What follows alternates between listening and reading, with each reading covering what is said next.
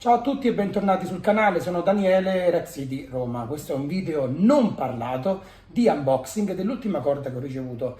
Ci risentiamo alla fine del video, non parlato da adesso.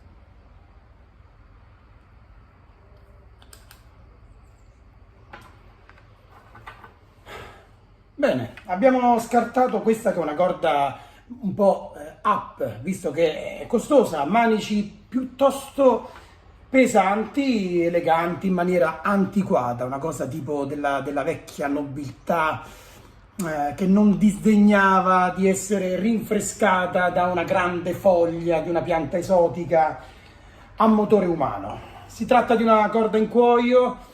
Beh, il profumo è di un cuoio un po' trattato, ma è una corda industriale. Comunque aspettiamo la recensione per i dettagli. Cuscinetto a sfera di rotazione, bella massiccia. Soprattutto abbiamo visto il secondo cavo in cuoio dato in dotazione. Visto il prezzo ci può stare, comunque una bella cortesia, non me l'aspettavo. Il sacchetto per riporla non proprio necessario, comunque in tessuto, e che non profuma di cinesata. Quindi tutto questo rientra un po' perlomeno nei soldi che uno investe nell'acquisto di una nuova corda che si va ad aggiungere alla propria collezione. Bene, se avete visto il video fino a qua siete dei grandi, usate i commenti, iscrivetevi e facciamo amicizia su Instagram.